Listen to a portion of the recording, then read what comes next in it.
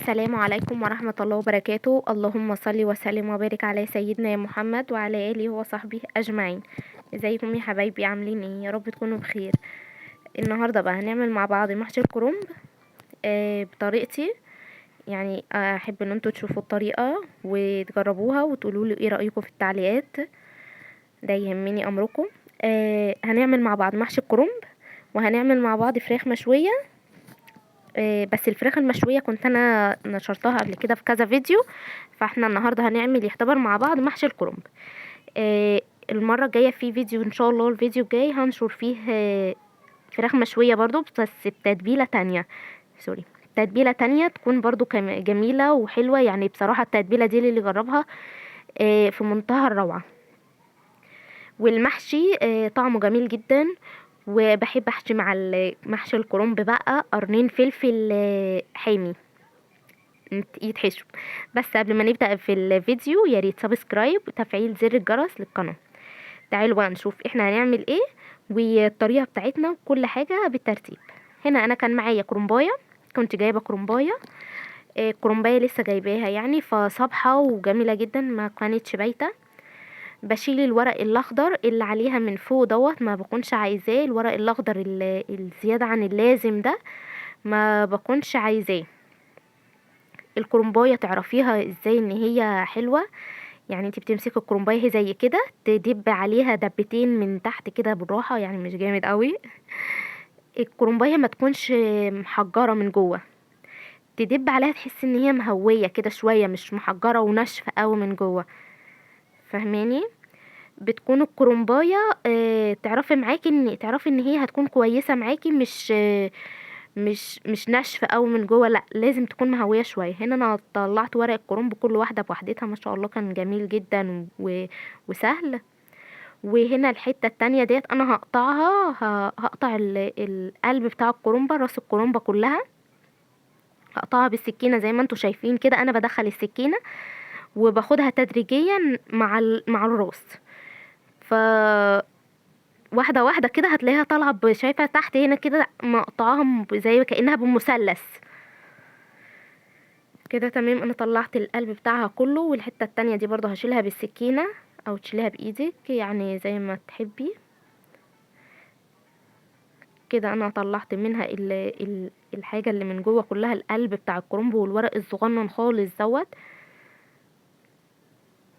كده تمام قوي. انا هنا بكون حاطه ميه على النار تغلي، يعني قبل ما ابتدي في ان انا اقطع الكرنبايه بكون حاطه ميه على النار تغلي، علشان لازم الميه تكون بتغلي، ما تكونش ميه يعني ما تكونش لسه رايحه ان هي تغلي، لا لازم تكون بتغلي. اهي كده الميه اللي انا حطاها اهي، حطاها برضو على نار عاليه. تمام، هحط فيها، انا بحط على الميه شويه ملح، شويه ملح كده حلوين، يعني قد معلقه ولا معلقه ونص.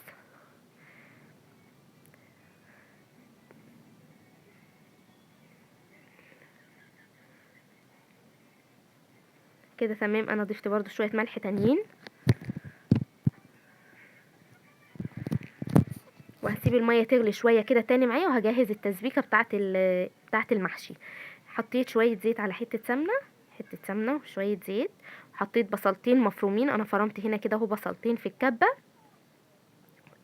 المحشي بيحب البصل كتير شويه، ما يحبهوش قليل، لا يعني كل ما تكتري شويه شويه مش قوي يعني، كل ما تكتري شويه في البصل بتاع المحشي بيكون بيدي طعم للمحشي حلو. المحشي انا بسيب البصله بتاعته تدبل بس، مش بخليها طبعا تحمر.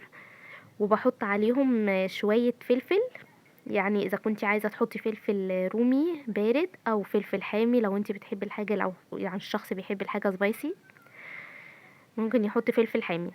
انا هنا حطيت، كنت لسه هحط يعني دلوقتي فلفل رومي. بقلب في البصله كويس تدبل بس معايا، هحط عليها شويه الفلفل دلوقتي. وهفضل برضو مستمرة في التقليب كده لحد ما تدبل. هنزل عليها بالطماطم، الطماطم والرز تعيريهم على قد الكرنبايه. يعني انا هنا حوالي حطيت زي حوالي كيلو الا ربع كده او يزيد شويه. كده انا حطيت هنا اهو الفلفل، قطعت قرن فلفل رومي مش حامي. وبرضو هاديهم تشويحة كده تاني شوية، وهنزل عليهم بالطماطم اللي انا عصراها كده. تمام قوي. لو لسه معايا لحد هنا صلوا على النبي. اللهم صل وسلم وبارك على سيدنا محمد وعلى اله وصحبه اجمعين. يا ريت يا بنات تحطوا سبسكرايب، تعملوا سبسكرايب للقناه وتفعيل زر الجرس وتعليق زي العسل كده زيكم، وتقولوا لي ايه رايكم في التعليقات كده. تمام. البصله معايا كده كانت خلاص، انا هو ده اللي انا عايزاه اهو. شايفين كده البصله معايا دبلت. هحط عليها الطماطم. الطماطم برضه انا بعصرها، يعني انا هنا كنت عصرها في الكبه بعد البصل. عصرت الطماطم، بتخلي الحاجه تنجز في التسبيكه، يعني عشان الكبه ما بحطلهاش ميه وبتتفرم كويس، ما بتخليش الحاجه تطول في ان هي تتسبك كده. تمام قوي. انا هنا حطيت الطماطم، وهحط التوابل بتاعتي. احط بس المعلقه الخشب هنا انا بحطها فوق الحله، طبعا انتوا عارفين اكيد، قلت المعلومه دي كذا مره في كل فيديو، عشان الطرطشه بتاعه الصلصه. شايفين زي كده البقليل الطرطشه ديت بتعمل. حطيت هنا كمون وفلفل وملح ومرقه وكزبره ناشفه وشويه نعناع صغيرين.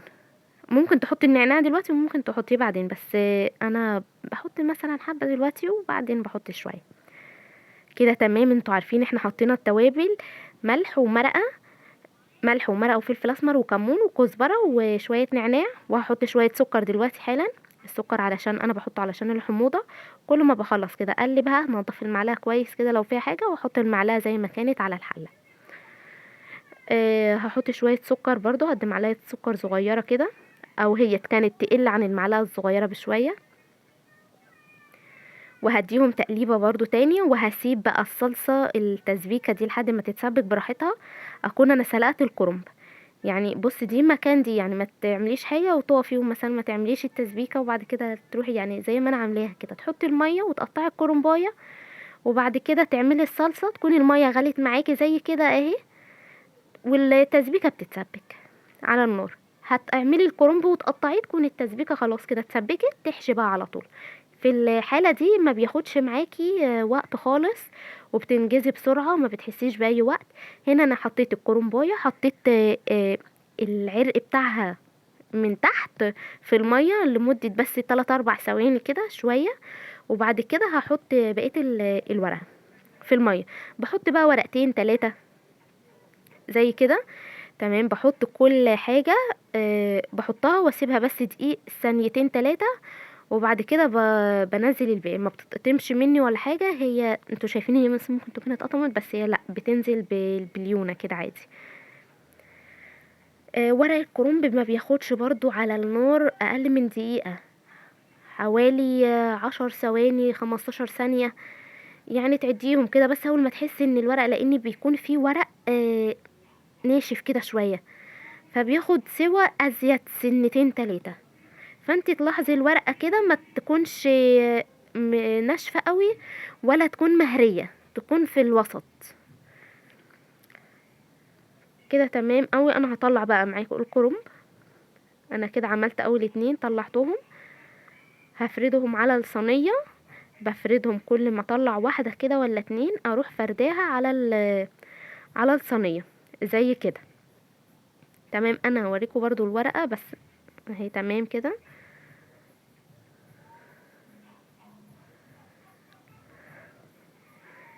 اهي ورقة الكرنب معايا طالعة، يعني مش مهرية، يعني انا بمسكها اهي كده مش مهرية معايا خالص. تمام. تكون هي يعني ماسكة نفسها، ولا هي ناشفة قوي، يعني ولا هي ناشفة مثلا مش مستوية، ولا هي مهرية امسكها كل حتة مثلا امسكها تروح مقطوعة. الحتة دي كانت مقطوعة من الاول. تمام. هحط بقى الباقي على نفس النظام اهو. انا كده برضو بحط ورقتين ورقتين، ويعني ورقتين 3 اذا كان هيستووا هيتسلقوا كويس خلاص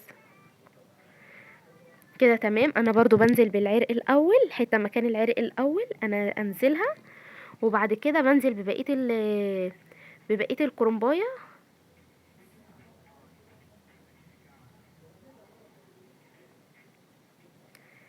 وبرضو بسيبها نفس الوقت، يعني كل حاجة بسيبها نفس الوقت اللي انا سبته في المرة الاولى، وبطلعها افردها جنب التانيين، بس ما احطهاش فوقهم يعني يعني احسن ان انت تحطيهم جنب بعض كده عشان يتهووا بسرعة.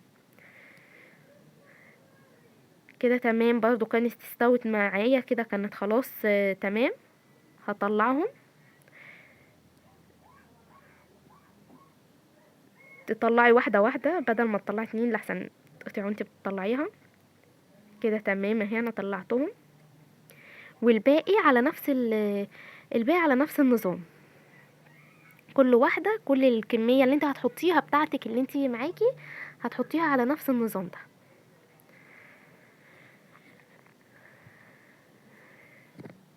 كده تمام.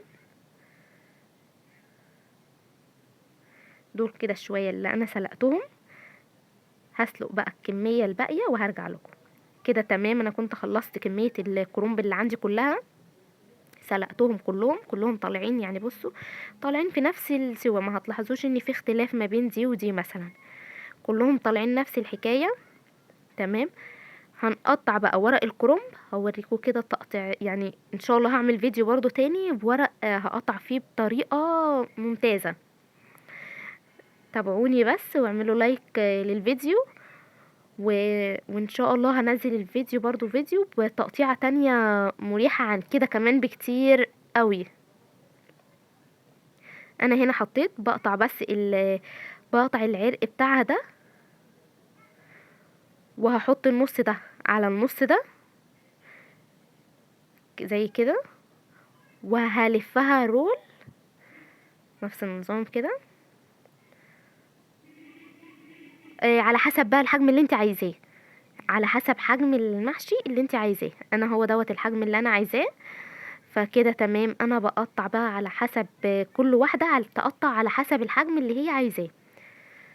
ده كده انا بالنسبة لي انا بقطعه حجم وسط، ولا هو كبير ولا هو صغير، فهو ده الحجم اللي المطلوب مني. تمام. بقطع كله، يعني هقطع معاكم الحتة ديت بالنظام ده، وهقطع برضو واحدة بالنظام بقى اللي انا بستخدمه، يعني انا ديت بس مثلا لحد يكون مبتدئ ولا كده، فمش مش بعمل بيها دلوقتي، يعني التانية بحس ان هي اسرع من دي، والطريقة اللي انا هنزلها ان شاء الله في الفيديو التاني هتكون اسرع واسرع. تمام.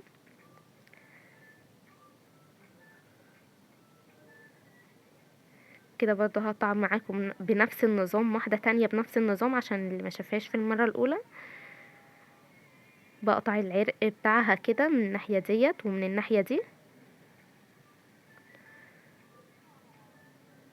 وبحط النص ده على النص التاني وبلفها رول.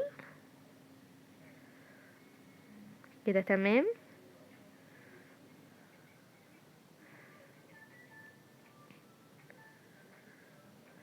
وبقطع على حسب الحجم اللي انتي عايزاه.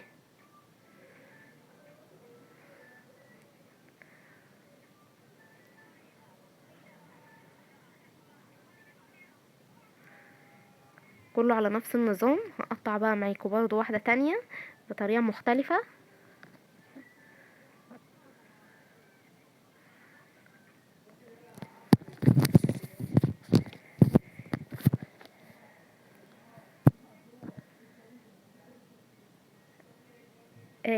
كل واحدة طبعا يعني تساوي، لو برضو في حتت صغيرة طلعت ما لقيتيهاش يعني ما ترميهاش، يعني ما ترميش اي حاجة، الحتت الصغننة ديت هتداوي بيها مثلا حتة مقطوعة ولا كده. كله انا بقطعه زي ما انتوا شايفين في سيوي واحد. لو في حتة ما ترميهاش، يعني في حتة صغيرة مثلا سوري مثلا زايدة، لا ما ترميهاش، خليها على جنب.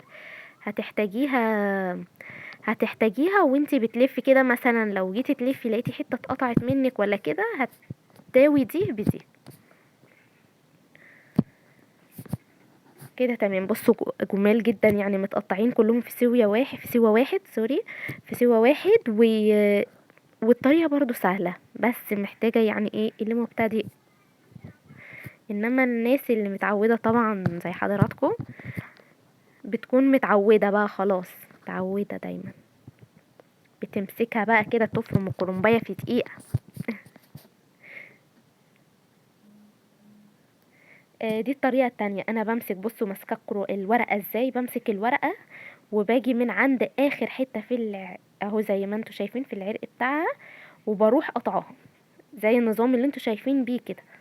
بقطعها يعني انا ماسكة النصين على بعض، الحتتين على بعض، فلما بقطعها بتتقطع كلها. وبمسكها برضو بايدي زي ما انتوا شايفين، بلفها رول برضو، نفس النظام نفس الحكاية. اقطع الحتة بس اللي على الطرف دي، وبرضو هقطعها نفس الاحجام اللي انتوا عايزينها، كل واحد والحجم اللي هو عايزه.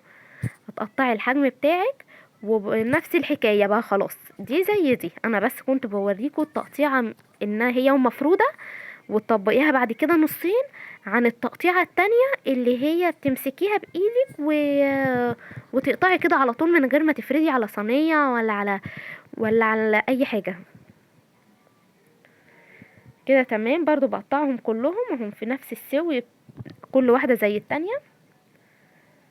الورق بقى الابيض زي كده بتحطيه لوحده، والورق الاخضر بتحطيه لوحده. يعني انا الورق الاخضر بحب احطه في قعر الحلة، يعني من تحت مثلا. أه بحب احطه من تحت، والورق ده بقى بيتحط من فوق. ده اكيد عند اي حد يعني. فبحط ده لوحده وده لوحده.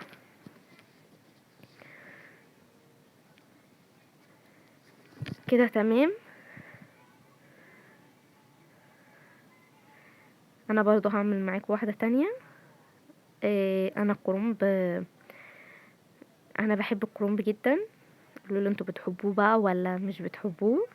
عشان في ناس كتير اسمعها ان هي مش بتحب الكرنب، وألف كمان في ناس بسمعها ان هي مش بتحب المحشي اساسا. مش عارفة بقى هو الكلام ده صح؟ كده تمام. انا هخلص بقى معاكم الكمية وارجع تاني اشوف. هنا بقى كنت بشوف الصلصة بتاعتي ايه نظامها، فكانت اتسبكت كده. انا شايفة ان هي اتسبكت كويس معايا.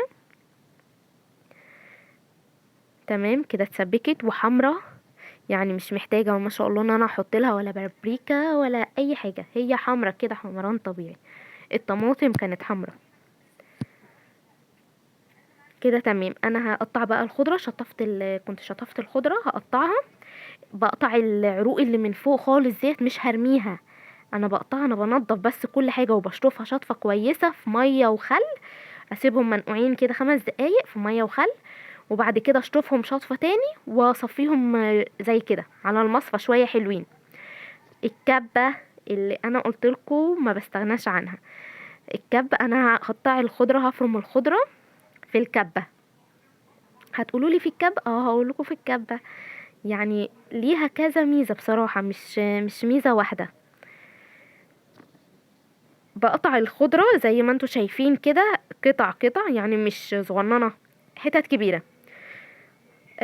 بقطعها وافرمها بقى كلها في الكبة.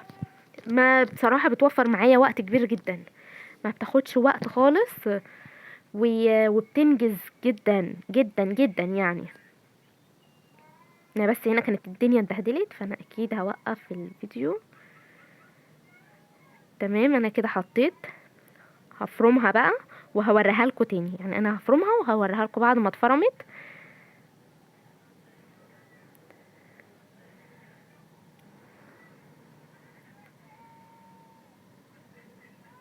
كده تمام. انا هنا فرمت الخضرة. بص طالعة معايا ما شاء الله، حلوة وصغيرة كده مش كبيرة. فانتوا جربوا الفرم في الكبة لو عندكم كبة زي كده. انا هوريكم برضو كذا حاجة للكبة. بصوا مطلعة الخضرة صغننة خالص ازاي.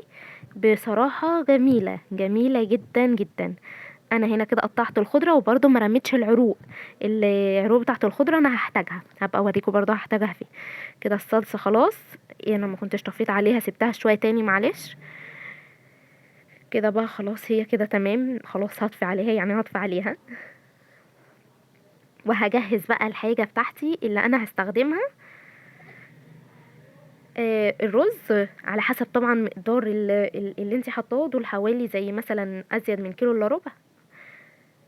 حطيت الفلفل، انا بحط فلفل رومي برضو او فلفل حامي من بعد ما بخلص كده. اديني كده حطيت الفلفل، وهحط الرز. انا الرز غسلاه كذا مره ومصفياه كويس جدا جدا جدا. شفت انا وبصفي كده ما نزلتش فيه نقطه ميه. لازم تصفي الرز كويس قوي ما ينزلش فيه اي ميه. وهحط الخضره بتاعتي اللي انا مقطعاها كده تمام. وهقلب بقى كله في قلب بعضه وهرجع لكم تاني.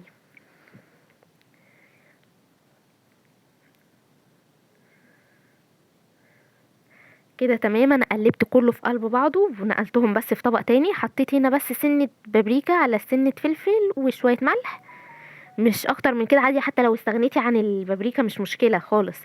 هنا طبعا انا بحط بصلاية صغيرة بخرطها على ايدي عادي. بحط بصلاية صغيرة في الاخر بتدي طعم والله العظيم سكر للمحشي. وشوية زيت كده حلوين بيدوا لمعة للرز بتاع المحشي، بيخلوا كده الرز تحسيه بيلمع كده قدامك. وهقلبهم تاني كويس مع بعض. كده انا خلاص خلصت المحشي الخلطة بتاعته يعني ناقص على الحشو. وخلصت قطعت الورق الكرنب. حطيت شوية الزيت زي ما انتوا شايفين. بصوا مخلي الرز بتاعي بيلمع. نضفت الدنيا كده. جبت بقى الحلة اللي انا هحشي فيها، مثلا الحلة دي اهي. بقطع فيها الورق بتاع الكرنب، العروق بتاعه الكرنب بحطها من تحت. يعني في ناس بتحط العروق بس، وفي ناس بتحط ورق العروق بتاعه الخضره بس، وفي ناس بتحط برضو طماطم. يعني انا حطيت عروق ورق كرنب وعروق الخضره تمام من تحت زي ما انتوا شايفين كده.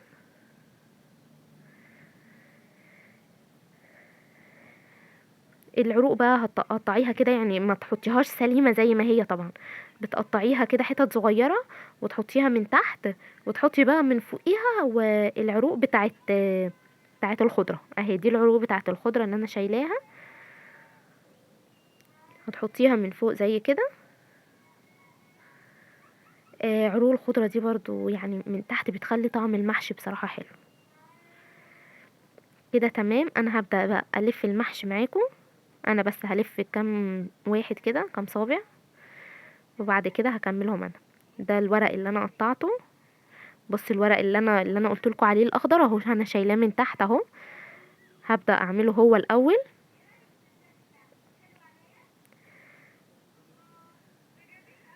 انا بحط شوية رز صغيرين زي كده اهو. انا عدلت الكاميرا. شوية رز صغيرين بلف رول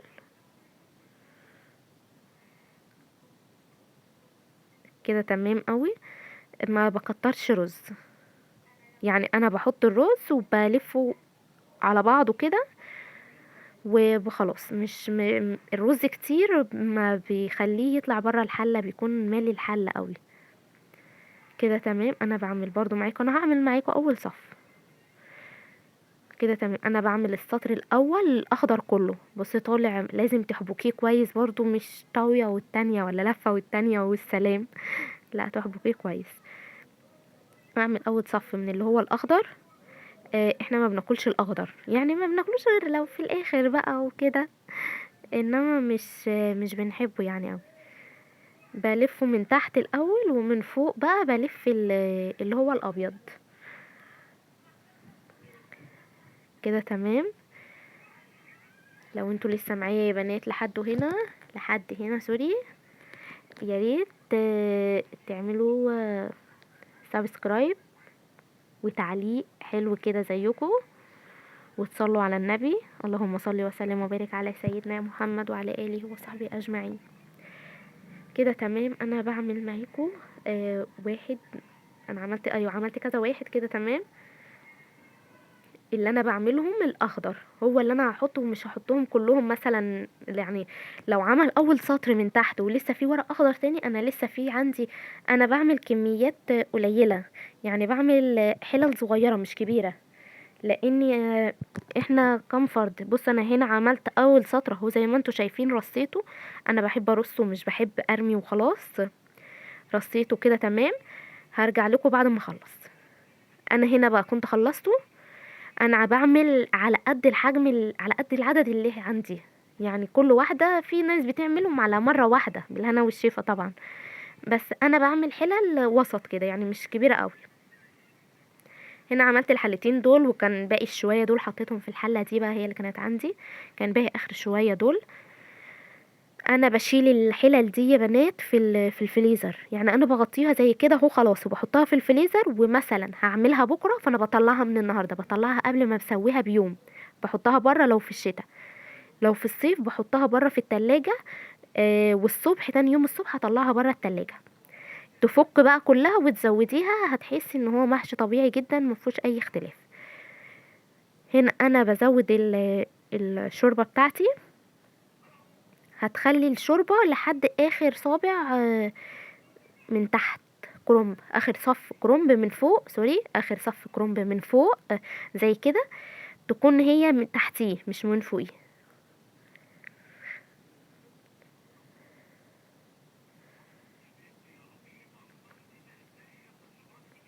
هنا انا بحط برضو قرنين فلفل محشيين، انا بحبهم، بحب الفلفل الحامي اللي بيكون محشي.